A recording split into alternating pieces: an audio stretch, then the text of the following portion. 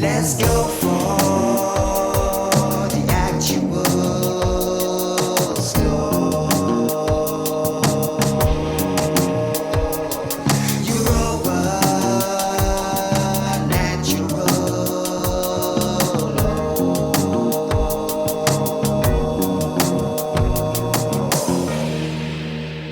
law. Greetings, humanity, and welcome to our very obviously live first live edition of Europa Natural Law, a new roundtable transmission dedicated to healing the madness, badness, and sadness plaguing our beautiful, bountiful world. Through regaining our sanity, reclaiming our inborn sovereignty, and honoring our inherent responsibility, we can improve reality. I'm your host, Nemo Jones, reporting for Beauty, and to my right, we have Vuk. Hi. Oh, it gets confusing. Let's do it with this view. We'll just go around. All right, Chris Nelson, evolveconsciousness.org from Canada. THEO, nettylaw.com. Yvonne from Norfolk. David from Ireland.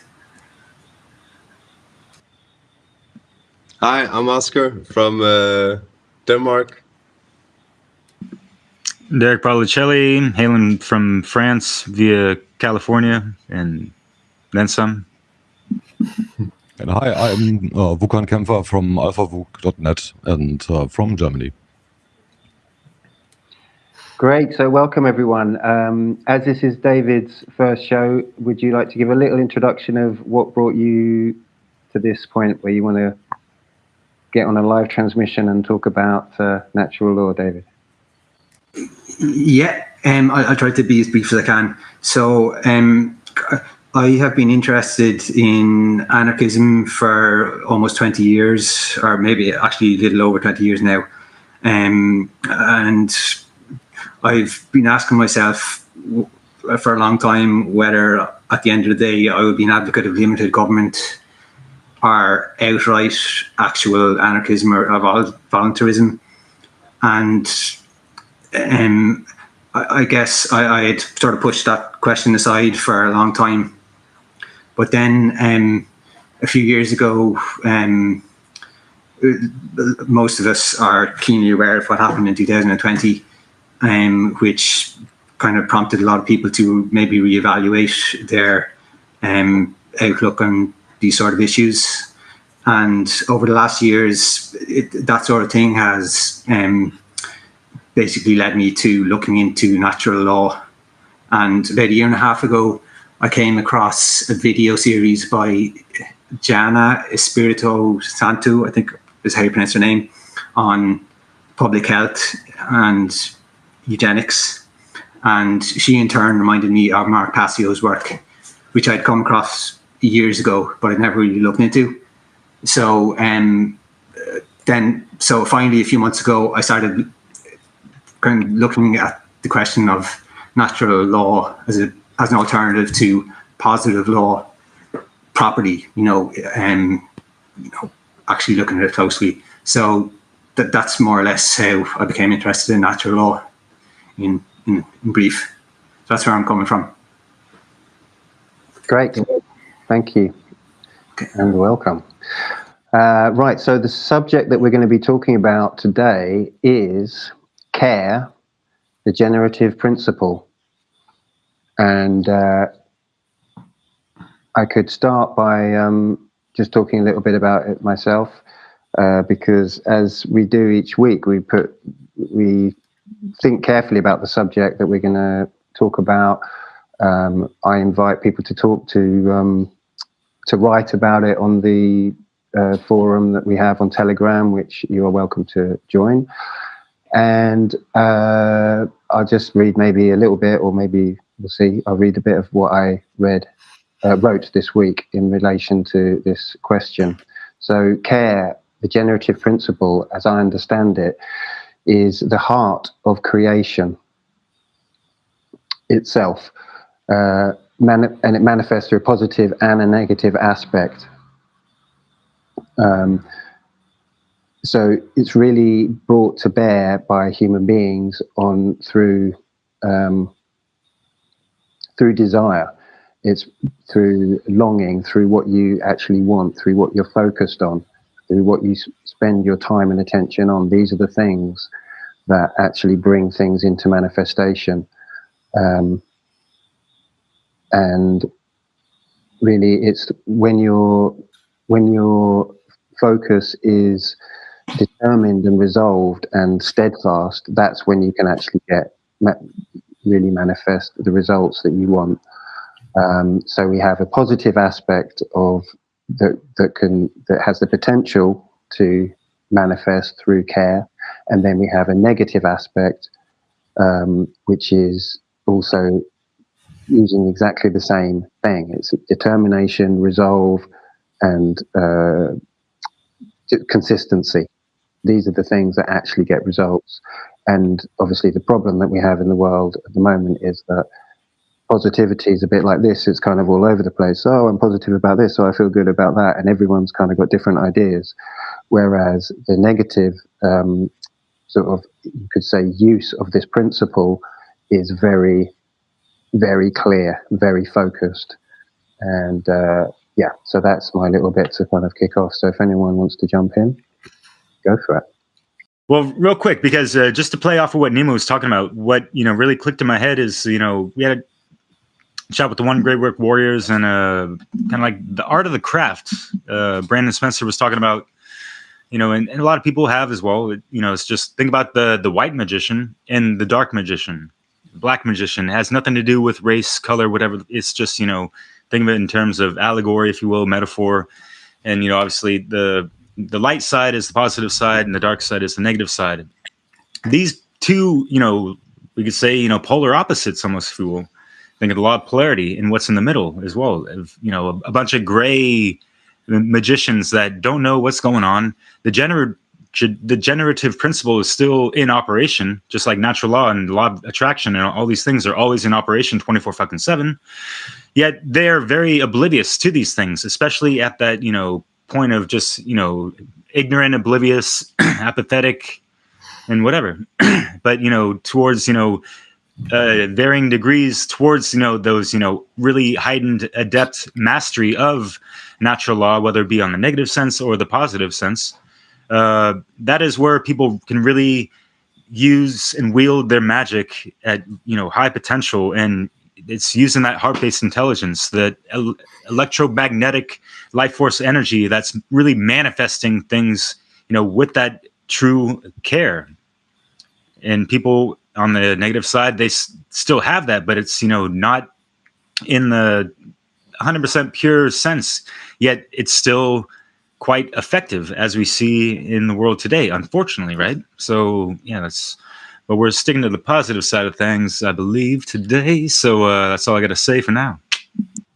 Yeah, I mean, can you hear me, by the way? Am I coming clear? Yeah, so I feel like it can also be seen like as passion. So I'm sure people who are on the dark side have a lot of passion for what they do. But true care, I think passion is part of it, but it's also about creation. So on the dark side, they love to destroy things and to invert things and all that. So you need a passion. Care encompasses passion, but to have the true care, it's also about creation, not about destruction. So that's also why it's called the generative principle, because actually the whole universe was created because of, you could say, something like that true care. It's almost like another natural law, like one of those natural laws I talked about when I explained natural law in one of the first episodes. So I think Derek mentioned there's also a law of reciprocity, so like the equal energy exchange. So that's another natural law that is occulted, that is not spoken about, not even part of the Hermetic laws. But when it comes to true care, there's many things to talk about, I think. Well, you already talked about in the previous episode. I think you did a great job. I couldn't join because I had some internet issues. But Yeah, I think that's it for now. I'll jump on later. I want to know what you guys want to say. So if anyone wants to join. Yeah, I'll jump in. When I knew we was going to be speaking about this, the first thing that came to my mind was the experiment. It's been done millions of times, but it was first done. Let me just get the excuse me, the name correct. Dr. Masaru Emoto, when he did the water experiment. So various people, even IKEA, have gone on and done it, and loads of students have done it. When you talk to a plant, you can either give it negative, like swear at it, or you can give it positive affirmations. And the difference in the plants, one would be full of life, generative, and then the other one would be degenerative. It would wilt, and it would, some of them even died. So it's all about, the generative principle is all about what we're thinking, and then putting that into action has an effect. So everything we do in life is manifesting in what we've got. So the lack of this, what they call the lost principle, is probably why we've got so much chaos in the world, because people are not consciously aware that they are having an effect with this energy. This, I spoke about it, I think it was in the first episode that we did, about what was in between when a male and female come together. What's in between when you're producing new life, a baby? It's that hidden energy, it's that power. And that to me describes the generative principle the best way I can anyway. It's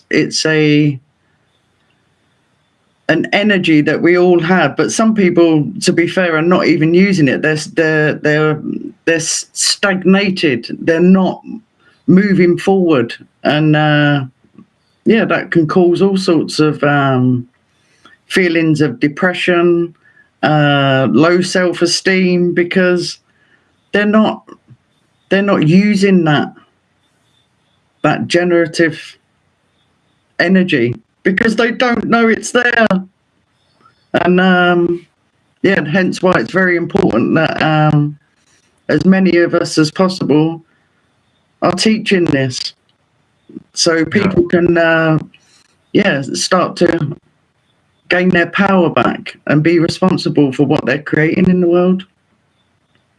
Because as Nemo said at the beginning, the dark occultists, they very much know about it, and they're very focused, and what they're creating is exactly what's manifested on our planet. And we have to come back 50 million times as hard and work together to have I don't like using the word common goal, because that's too common purpose in a way, but you know where I'm coming from. We have to have that same focus, like, what do we want to create? Yeah. We can't just be victims to what they're creating anymore. It's fun. Have passion for what we want to create, right? Like, yes, if they have passion for what they want to destroy or invert or subvert and all that, we need to have passion for resisting that and creating the world that we want to create. Yeah. Which can be very difficult, can't it, Theo? Because they've been getting their own way for eons and eons and eons and eons. And sometimes it can seem like an uphill struggle, but we have to push on. Because it's so much about imagination, that the whole thing, really, it's about, well, what can you imagine that's going to be different? And I kind of think that really what humane beings want is just so simple, and it's so kind of like basic and just understood, that we tend to kind of maybe overthink things, and we're like, we have to like have this plan or that plan or this strategy or whatever, and in a way the thing to focus on is like the thing that's most dear to our hearts, which I mean is really so straightforward. It's just living in harmony with the land, living in peace, it's like, but instead our kind of our mind is filled with like dystopias or like an idyllic world. I mean, I was talking about this the other day with my son, an idyllic world without people, you know. We're sort of almost conditioned to only see that nature is beautiful without people in it, you know. Like people living in harmony with nature is, you know, is kind of almost not allowed it's either hellscapes, dystopic hellscapes, or pristine nature.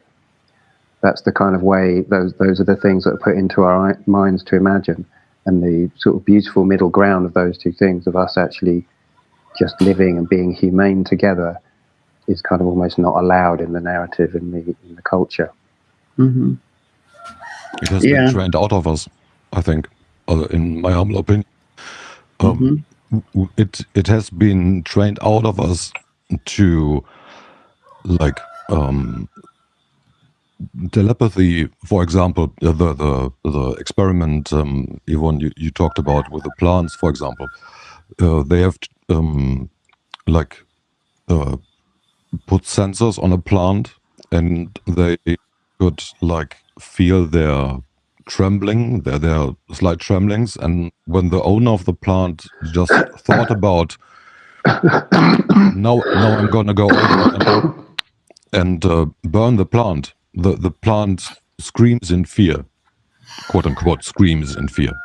So, but when the owner goes to the plant and say, "Hey, my dear, here's some more food for you, and look how you've grown," and positive stuff, the plants reacts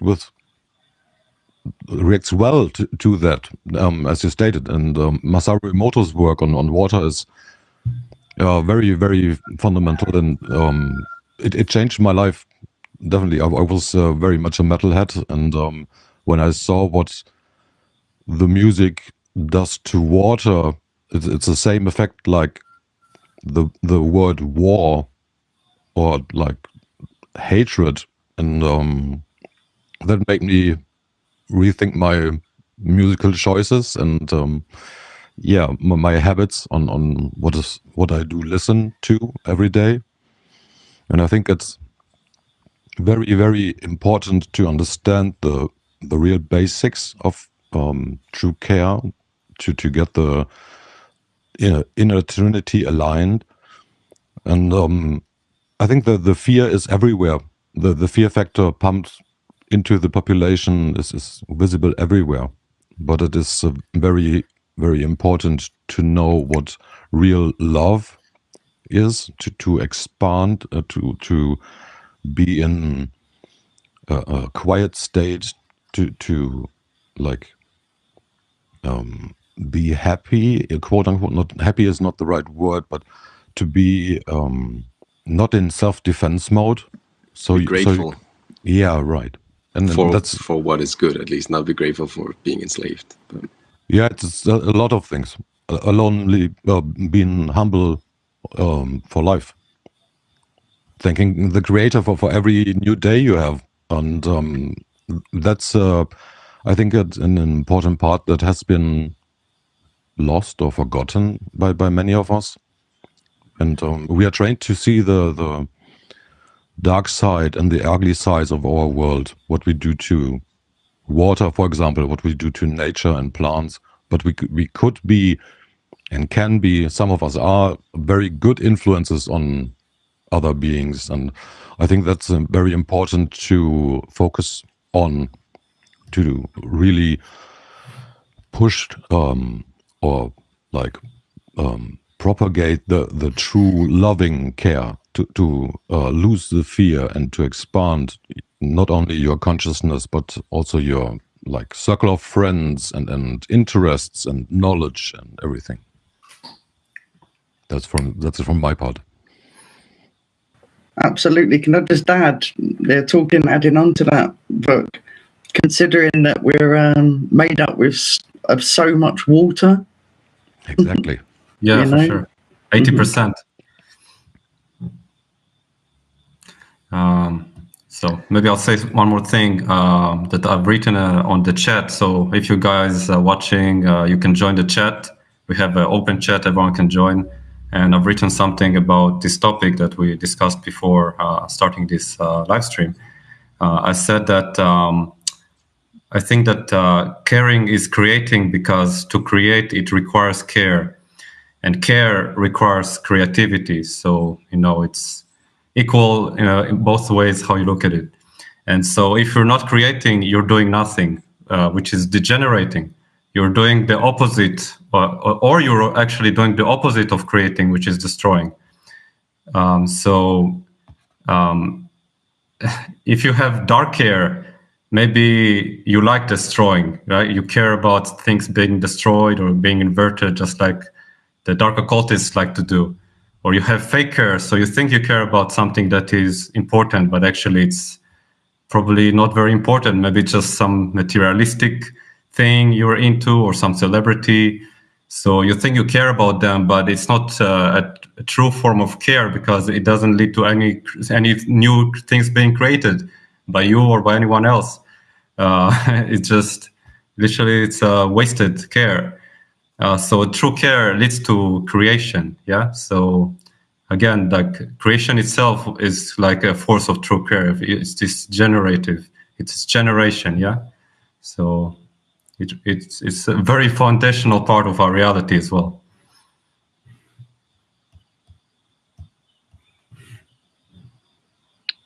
Chris or David, would you like to come in? Joe and Oscar.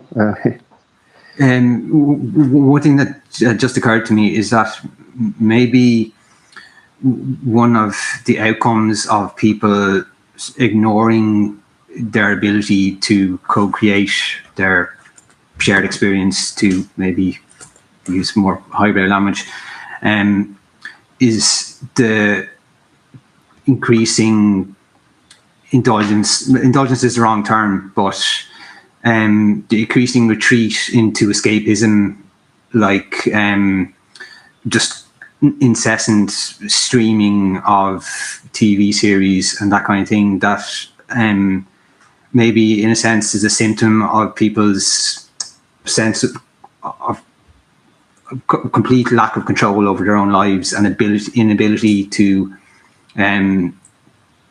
change anything or create anything, or generate any change in the world. And in one sense, like there's nothing wrong with it, because I mean, humanity has always had a need for storytelling, and in one sense, this entertainment is, fulfills that need. But in another sense, I mean, it's being abused, and another related issue is the maybe a little bit more sinister trend towards, I can't think of the term for it now, but these AI virtual realities. I mean, again, I don't necessarily imply that there's something intrinsically wrong with that, but if it's being used purely as an escape from the physical world, because we have just given up any hope of actually having any control over our circumstances, and that kind of thing, then that's an indication that something has gone wrong. So maybe that's just a roundabout way of trying to highlight how important this idea of getting in touch with this idea of a generative principle. Yeah, just some random thoughts. All right, I guess I can go next. Yeah, so topic is the generative principle, otherwise known as care. So the reason it's the generative principle is because as a generative force within us, it's generating the quality of our experience. Because you can have, as everyone, a lot of people have mentioned so far, you care about what you're going to do. You have a passion for doing something. So you don't need to be passionate about something, but everything is motivated by a desire or wants or preferences, and that's what we put our time into. We spend time and pay attention. That's why they're referred to as the quote, spiritual currencies. So that's where we're investing our time. It's an investment. See all these things related to a currency. And when you care about things, well, when we're talking about the higher form of the generative principle and that force within us, it's whether we're aligning with truth in general, and most importantly, moral truth. And so that's where the term true care comes from. So it's aligning with the truth. It's a true care instead of a false care. And a false care would be a dark care, where instead of aligning with truth, you're aligning with falsity. And more specifically, in contradistinction with moral truth, well, it would be moral falsity, which equates to immorality. So you're going to align more with immorality and what drives you. And that's what the dark occultists, the manipulators, the social engineers, well, they're not respecting the natural rights of others. So they are motivated by machinations to manipulate and deceive and control and enslave. So that's a dark care within them that is driving their behavior. Sorry, I got a fly flying around everywhere. And so the dark care is what's motivating them to do their behaviors, because from your care, you can have knowledge, but what are you using the knowledge towards? What are you understanding with that knowledge? And then what are you going to apply your will in creating to the world? Another thing would be, so we have dark care and true care, but you can have a lack of either, and that's where you have no care. You don't care. And that's where a lot of people are at. They have care for things, but they're not caring about truth, and they're not necessarily caring about the evil. They're not caring to align themselves towards the evil, but they're not caring about the good. They're just going through life, and they're just letting the creations of either be. So the people who are creating within true care, well, they're letting them be. People are creating within dark care, well, they're letting them be. So whatever the majority is, I call it the principle of quantity. Whatever the biggest quantity is what will emerge as the condition in our lives.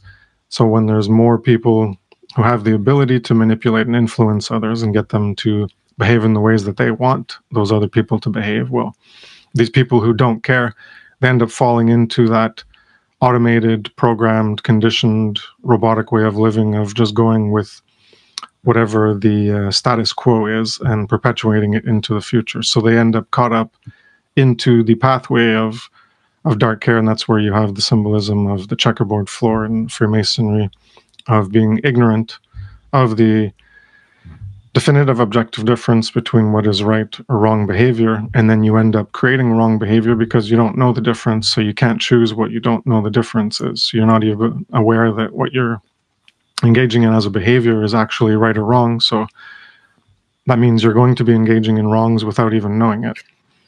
And it's also referred to as the lost principle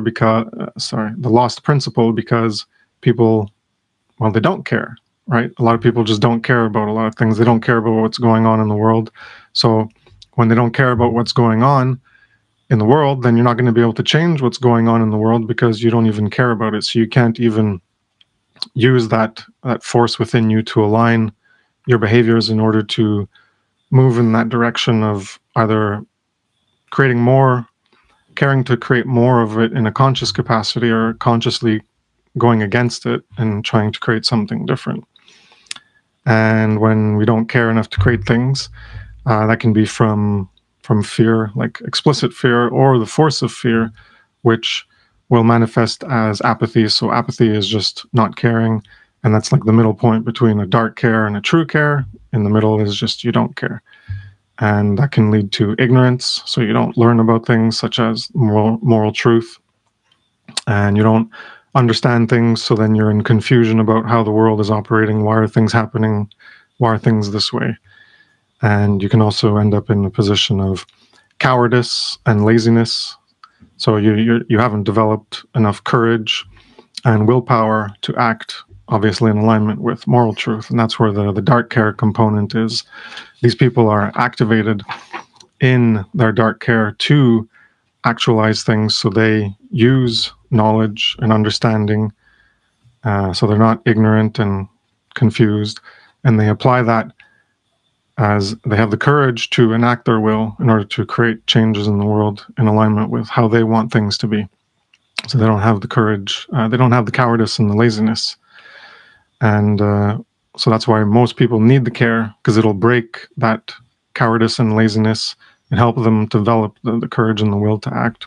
And we have the I think it's in Revelations, the part where the mark of the beast is the mark. They have the mark. Where's the mark? It's on their forehead and on their hand. So what does that represent? Well, your hand is your actions, and your forehead would be your thoughts. So your thoughts is where you're going to, from your perceptions, bring in knowledge into your inner reality, your consciousness, and your actions is where you activate your will to act. And the emotions are what's lacking. So they have the mark on their hand and on their forehead, but that's 2 of 3. So that's where if you do 2 divided by 3, you get 0.6 repeats, so 666. And that's what's referred to as the mark of the beast, where you have a form of activated thinking and knowledge and activated action and will, but you lack the care part. And so it's either inactive, as for most people, in terms of being activated towards the true or good or dark or evil side. And so you end up pretty much going in the pathway of the dark care, because you're on that checkerboard floor, not knowing whether you're not able to choose between creating good or creating evil, because you're ignorant of the difference between right and wrong. And I guess I'll leave it there.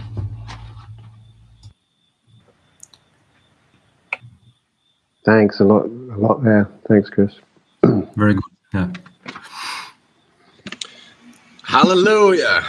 Oh, Mike. No, that was very clear. I appreciate that, Chris. That was that was really So I think I'll try to emphasize a bit this which has been said about that it's about what we create and what we use to create with. And this, first of all, that requires one even has an awareness of one's own creativity, of one's own of how that the generative principle works through one, that we are creative beings, and that that first of all requires some care. You need to care about finding out something about yourself, about finding out who you are, and then after you decide that you want to learn more about, and you actually recognize that aspect of yourself. It doesn't have to be like this huge epiphany. It can be something that your parents have helped you understand from an early age on. If not, it's for some people it can even be like a fear of, like a scary thing to kind of admit that they are creators. Then it does require exploring that part of oneself, which I imagine can be very very challenging, but possible. So it is very much about learning about ourselves, having that self-knowledge, knowing that we are creative beings, that we are, and you can really see that contrast between the culture we have today, where we're very, and even the way parenting is often done today, where kids are, they're encouraged to be more consumers than creators in many ways. They're given awesome technology but they're not really taught how to use this awesome technology.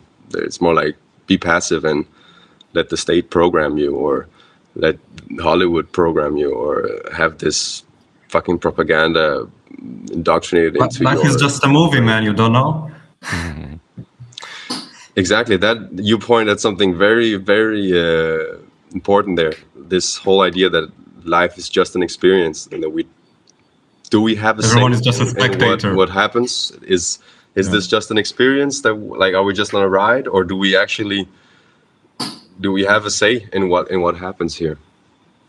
And I think what is often misunderstood is, and it does require some, like, it's not something that I've always understood. Like, I needed help to understand this, but it's that thing about that the things I care about to create, the things that I do with my hands and that I actually go out in the world and do, well, those are just my efforts, and that doesn't mean that they're unimportant. But the truth is that there's no live stream, for example, just me doing it. Like, we're combining our efforts where there's this collaboration, and that's a micro aspect of the, like, it's on a smaller scale. But if you look at a global scale, well, we're 8 billion people who have a say in what's going to happen, and we all have. Sorry. Yeah, we're 8 billion people doing nothing, spectating, thinking it's a movie. Well, it is interesting because a lot of people would agree on what you said early on, Nemo, that we want to live in harmony with nature. We want to have peace, and we say we want these things, but if that's not the condition that has been manifested, well, then you're right, Theo. We're not doing anything to create that condition. And why is that? Why do we not?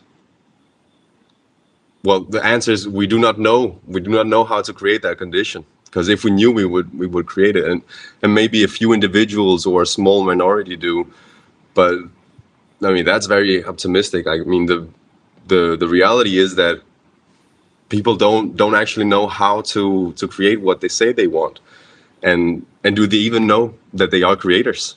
Because a lot of people are just begging others to do it for them in form of protests or in form of voting, right? So yeah, I mean, there's this thing about that we are creators, and that in the lower scale we are, like, our lives are to a large degree our own creation, even though that.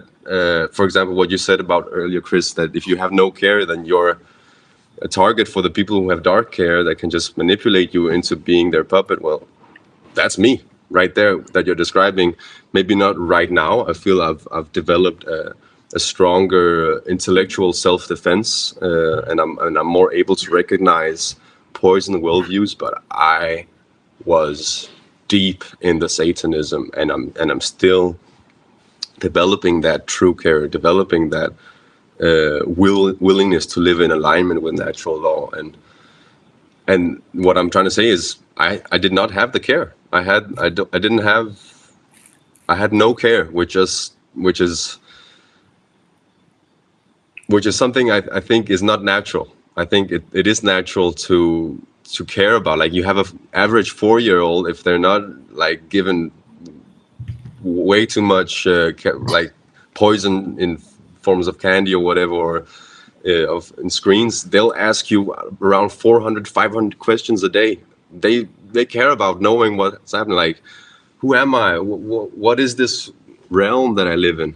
So yeah, I'm ranting, but I'm saying the care needs to be mirrored. And yeah, thanks everybody who put the care into showing up and doing this live stream today, and to all the people who cared enough to check out what it is about. Thanks, Oscar. I just wanted to jump in on that because the word Satanism might make some people go, "What the hell? He was a Satanist."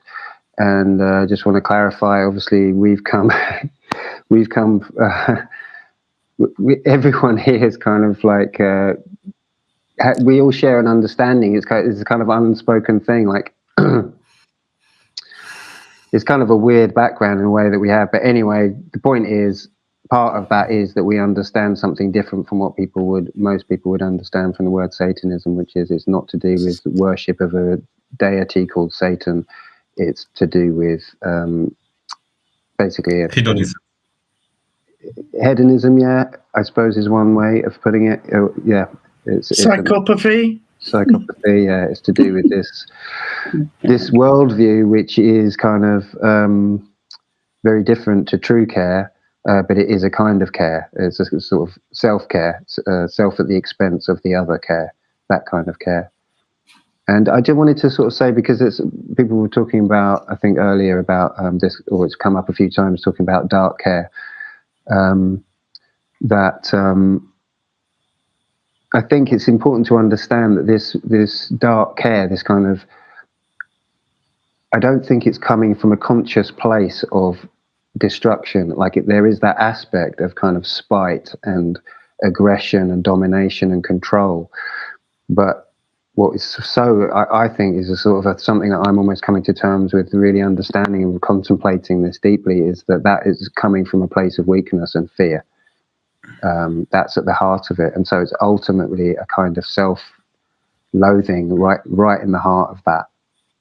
I think that drives that, and self-loathing is in essence, the ultimate act of self-loathing would be suicide, and so it is in essence a suicidal or a self-destructive. It is a destructive. It isn't really a creative process, but it has this kind of aspect of creativity to it, in that it looks like it's trying to build something, but at its heart, it's suicidal, as an impulse. And that's exactly what I meant. I meant this suicidal worldview. That's if I'm the one that used that word, that's literally what I meant. That I was so deep in this. Oh, is he frozen? Yeah, but it's suicidal to what? It's suicidal to the soul, right? That's why they say to all the... Yeah. Oh, you got frozen. Sorry, Oscar. I had to jump in. You want to continue? Me? Okay, yeah. I mean, I just wanted to clarify that that's what I meant. That I meant that kind of the worldview that I had was very self-loathing and poison, and I think the reason I might have used that word satanic is because I think there is a satanic influence in culture. There is the repetition of these worldviews, of these beliefs, and I accepted those beliefs. I took them into me, and that's not to play the victim. I chose to accept those. It's very popular. It's the most popular thing to do, to basically, also the simplest way to describe Satanism to the general populace is it's egoism. It's putting the ego as God. You think your ego is the God of all creation, and serving your ego is your only mission in life. So that's where I started to say it's suicidal to your soul, because your soul has nothing to do with your ego. Your ego is just here to serve like as armor in the world, in society, you could say. That's one way to look at ego. So cool. Yeah, to identify with your armor as you, I think it's pretty silly, right? But it seems very popular these days. So you want to dress your armor with all kinds of blings and fancy things from like, I don't know what, and you want to admire all the celebrities that are just armors. Yeah, they're not showing their true selves. Their soul is so-called dead, right? I don't think the soul can really die. I think our souls are infinite, but you can suppress your soul so much that it's basically gone until you actually really physically die.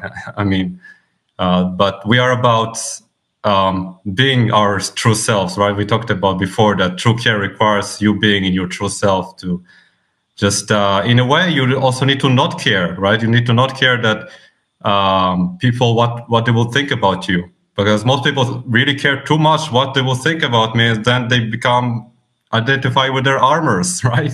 They put a wall against the world. So we are trying to encourage people to know that it's okay to make mistakes, to be silly sometimes. I don't know, to have fun, to laugh, it's all good. I mean, life is just a temporary moment in space, I like to say. So enjoy it while you're still here, and don't give a fuck about what they think about you, but do give a fuck about your soul and being you, because you only have you, is what I know, ultimately. Word, yeah.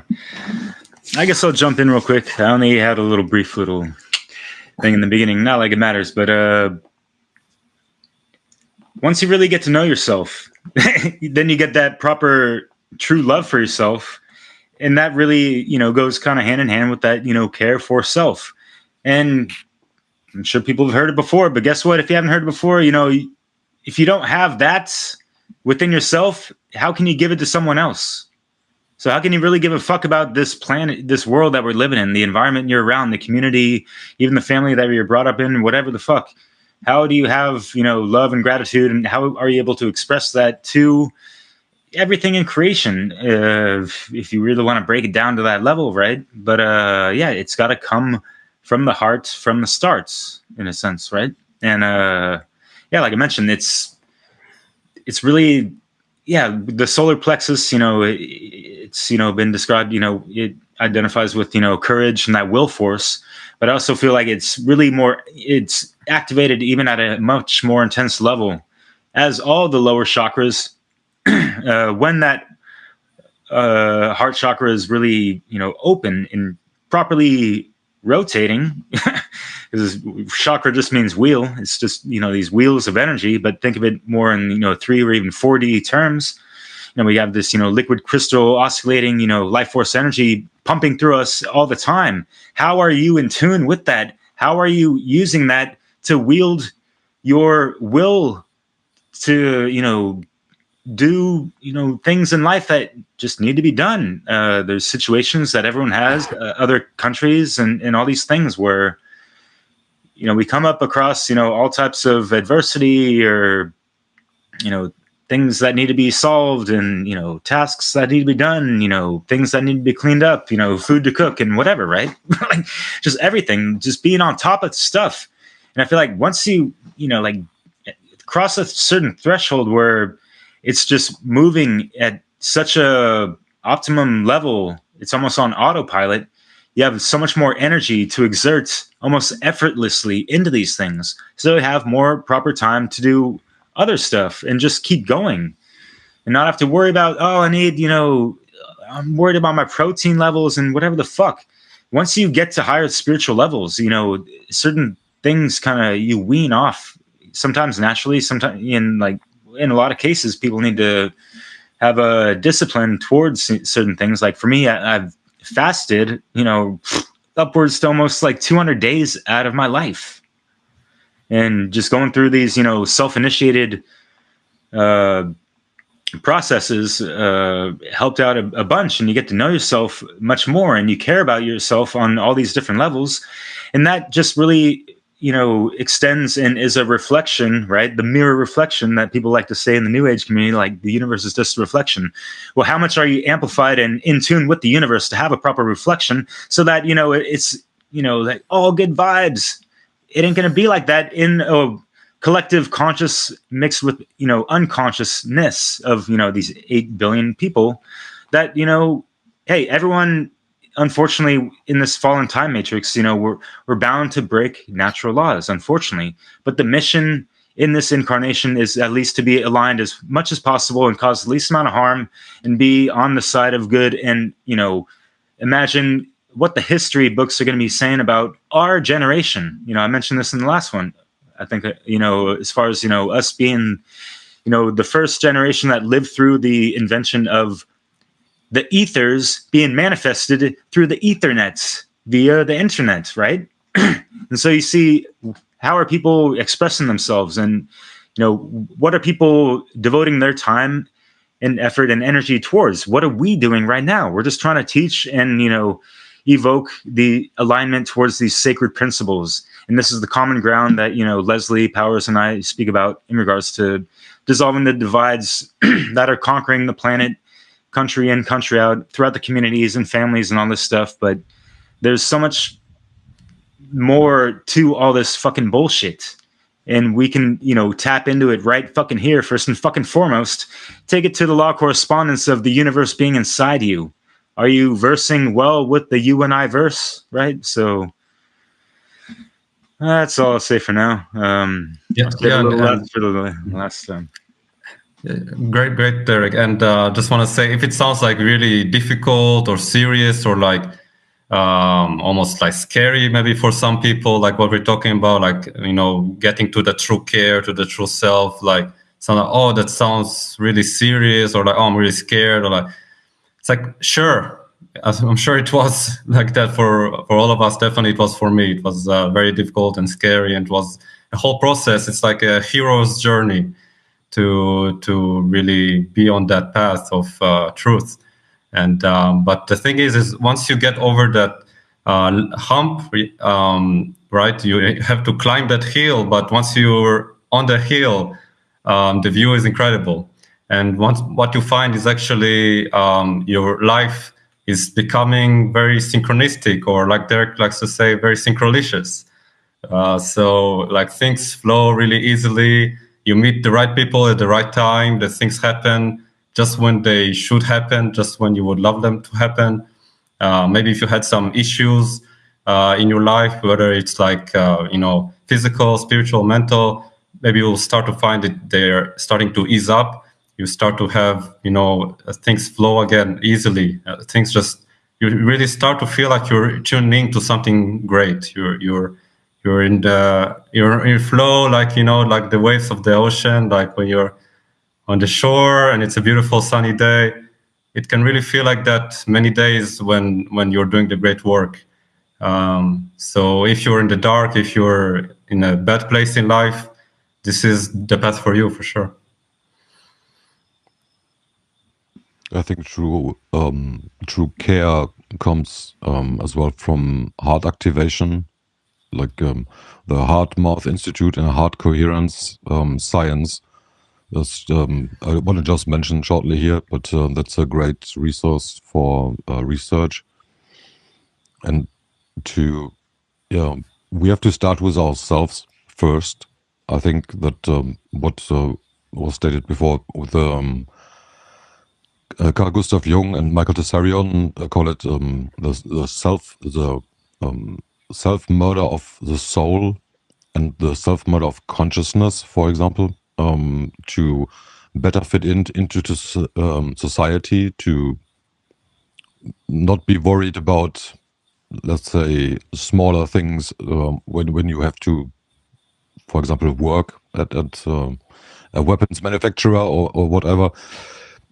It's easier when you have killed your conscience and your heart to just do what's quote unquote needed to feed the self.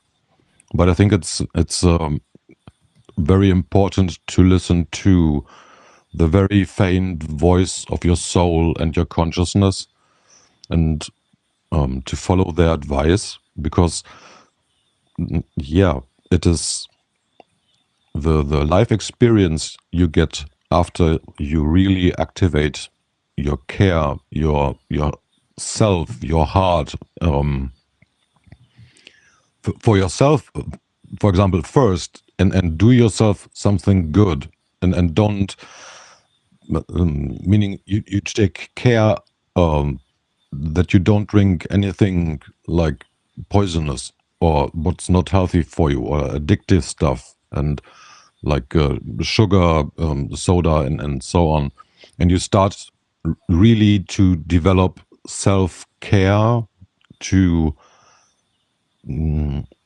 make yourself better, and to really care, for example, what food you put in, what sounds do you listen to, which people surround you, and all that, let's say, jazz. And it's I think we can do better.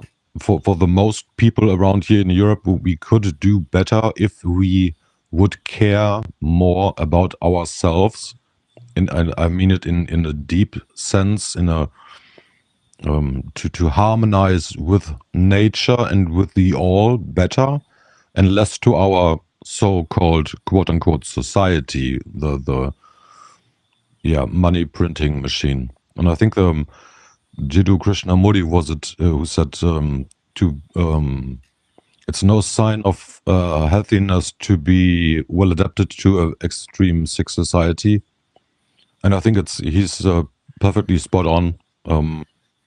That we have to choose if we want to be true to ourselves, true to the cause, true to the universe, or true to illusion, the matrix, money, etc. And I wish everyone the power and the wisdom to really find themselves and to expand on that.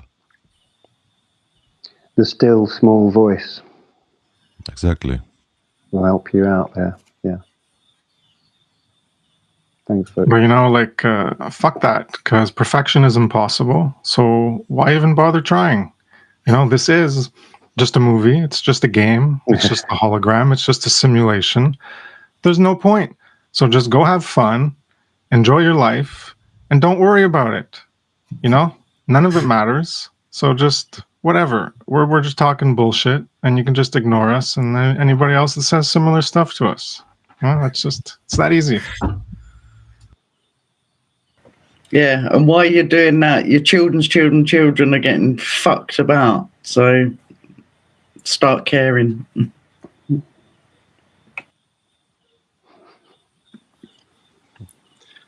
I found it quite. Oh, sorry. Go. I can wait. Okay. Well, I'll just. I think I found it quite interesting that Mark Passio, in his presentation of natural law, the real law of attraction, he goes into the Hermetic principles, and then he also speaks of care as the eighth principle or the last principle. And I found it quite interesting whether or not I should see it as such, or if I should see the generative principle as being in reality just like an offshoot of the principle of mind, of mentalism, which is a metaphysical description of it's a description of reality in a metaphysical way, which means of seeing reality as not only the material, and the principle of mentalism basically describes that supposedly the whole universe is one mind, is one dream or one consciousness or one huge imagination, and we're all in a way in that electrical neurons in that way, we're all in that kind of in God's mind. Exactly. But I'm still not really haven't refined my understanding of those Hermetic principles to a degree where I feel like I can speak clearly about them. I can see clearly now, but I do see that there might be a relationship that might be the foundation for why the generative principle is in effect, which is what we're describing here today. The fact that our thoughts, the way our mind and emotions and our actions are driving the condition that we experience in our reality, and also how that generative principle, which is what Mark Passio describes in his presentation, is the foundation for what we attract in a society, what we are manifesting collectively. And I think there's some very interesting. What the point I'm trying to make is, I find it very interesting this thing about what is it that is going through our heads. What are we imagining? What are we visualizing? What are we seeing? And also, I think it's a very good way to feel gratitude, which is such a high vibration. Is this one approach is to be like, well, how would I feel if I didn't have it? And then be like, oh shit, I do have it, and then feel that amazing emotion. But it's also seeing, it can also be about opportunities, possibilities. So you can feel happy about, or like you can feel grateful. I can feel grateful for things that I know are possibilities for me, that I can go out and do, or skills that I can develop, or relationships that I can build, and so on. And I think that approach, that using that expansion, that force of wanting to grow, wanting to accept the gift of that one has been given, and that one can also keep on giving, is that polarity that I want to choose to create with. I want to choose that. When I say polarity, I mean like I can either choose that force of growing, of expansion, of wanting to nourish my being so that I can give fruit and so on, or I can. I mean, this Italian word called crepare is coming to mind, which is mean like dying. You know, it's like I can just. Oh, he's died. No. Can I jump in on what Oscar just said? Sorry? Yes. Can I? Yeah, go. In and out. We're losing you a bit, Oscar. And we've passed the hour mark. I just wanted to mention that, so it'd be good to sort of wrap up shortly. But go, Yvonne, or Yvonne, Oscar. I can't tell if you're frozen. No, you're just being still. No, you should. You're good to go. Okay. Yeah. So, do you want to get in, Yvonne? Yeah. Oh, I can't hear you, Yvonne. You're muted. Sorry. Yeah, just jumping on the back of what Oscar was saying about the hermetic principle, all is mind. Just to add on that, I'm going to go to a bit of Chinese medicine. So first things first, things do get created in the mind, or it's your first thought, but you have to put it into action. So I'm going to take you through. So in Chinese medicine, you've got 5 elements. So you've got the water, which is that's your creative energy. And I'm just going to give you an example. So people could start thinking, I would like to create a song. That's your imagination. Or I want to create a picture, or I want to go and grow a carrot, whatever. And then it moves up to the next one, which is the wood, which is where you put your action in. And then the next generative process is fire. So if you have followed the stages of coming up with a creative idea, putting it into action, then you get a chance to go, yay, and start celebrating it. That's your fire energy. And then it goes to the next one, which is your earth. And then that's when where you physically manifested what you first thought of, and that's when you share it. Then you can sing that person the song or give them the picture. That's where the sharing element comes in. And then it moves on to the metal, which is the last thing, and that's resonance, where you complete the full cycle and you can sit back and go, I've achieved something. And you can hear someone sing the song. Exactly. Like, whoa, it catches on. And then the cycle begins again. And that's the generative principle to me. It's some people get stuck. You can have someone that just gets stuck in the water element and they're a dreamer. Oh, I'd love to sing a song. Oh, I'd love to do this. I'd love to do that. But they don't do fuck all about it. They just get stuck in that. Or then you get workaholics that go, yeah, I would love to do that. And they actually can't stop working and they get stuck in the wood element and they never get to experience the joy of sitting down at the end of the day and go, I've achieved something. Like there's all different. I'd like to go into that more, and I will create more about the Chinese philosophy and medicine, because it really does explain a lot of natural laws. But I'll do that in my own thing another time. I'll shut up now. Looking forward to that, Yvonne. That sounds amazing. I would love to see your work on that, because that's new to me. I've been Well, it very goes curious in about that. all to the meridians and everything. So that's, yeah. I've got to work on my own at the minute. I've got a really bad earache. I'll sort it out though. I love it. Beautiful, Yvonne. So if I may summarize a little bit, like what I understand so far, I think true care is really about being conscious of your true self, and also conscious of the foundational parts of reality that make up the universe, not just physically, so not just in terms of the matter and the gravity and all that, but obviously to acknowledge that there are also spiritual laws in effect that are in nature, that have everything to do with morality.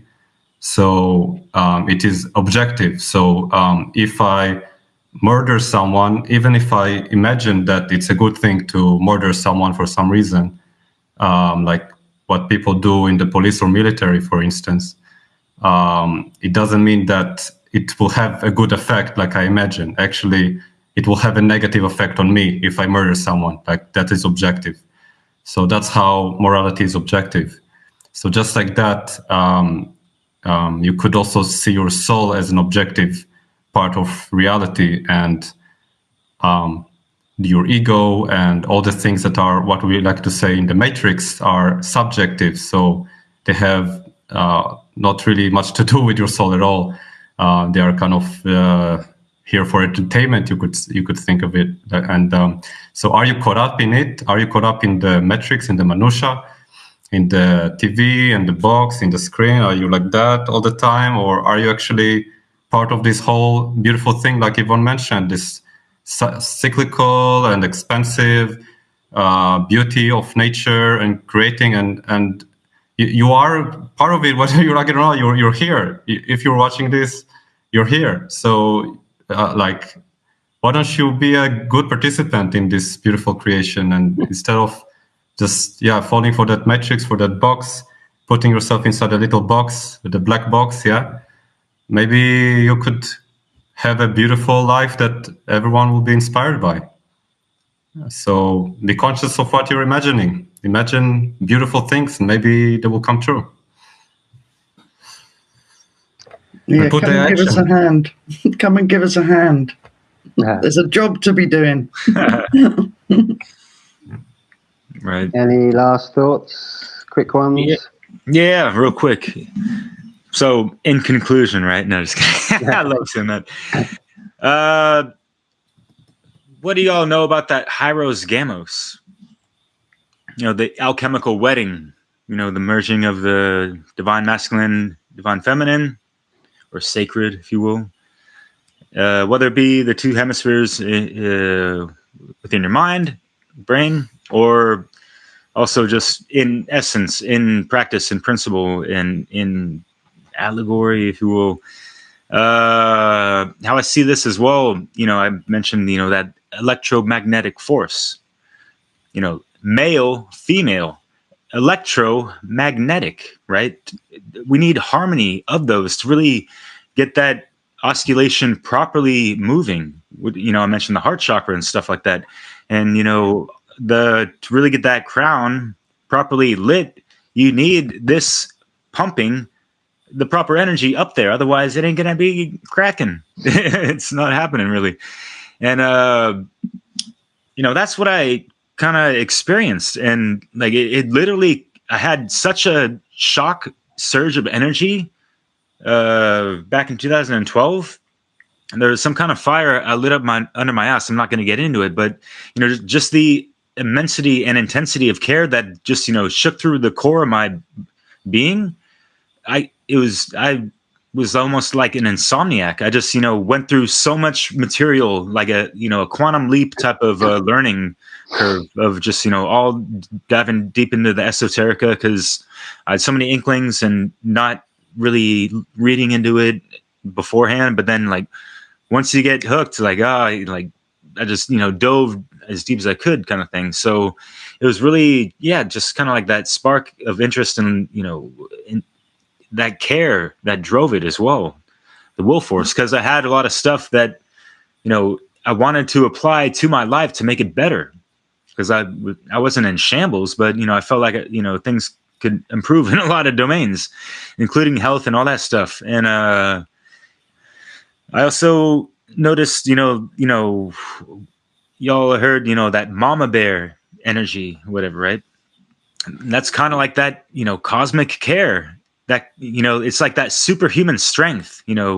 Maybe you guys have like heard of stories where, like a baby's like trapped under some heavy appliance or even a car or something like that. And the mother by herself is just like able to, rescue her child, because it just, it just bleeds out so much. And there's like just explosion of energy and like adrenaline pumped up and all these hormones that drive, biologically that generative principle to, save the day, if you will, even though that sounds cliche a little bit. But yeah, I guess that's all I'm going to say for a little bit.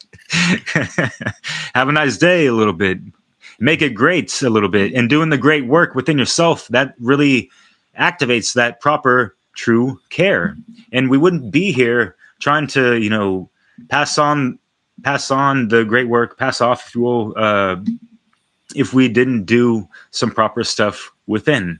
Law correspondence. We are all corresponding communication, as within, so without as well. So the great work needs to shine from within to the outer domain, to put it simple and plain, and make a proper effects to that causal point. For sure. And it starts. We have to lose the apathy and the fear, and especially we have to lose it. And another part of the principle of mentalism is choice. We have the choice. Morphos was right. It starts with a choice. You can choose if you want to see, like on a cloudy day, do you want to watch the clouds, or do you want to watch the small parts maybe that are blue? It's your choice, and it's like our future, our destiny to, I think, do this change, to step out of fear into love, and just drop the apathy and start caring, and make this place the jewel it was intended to be.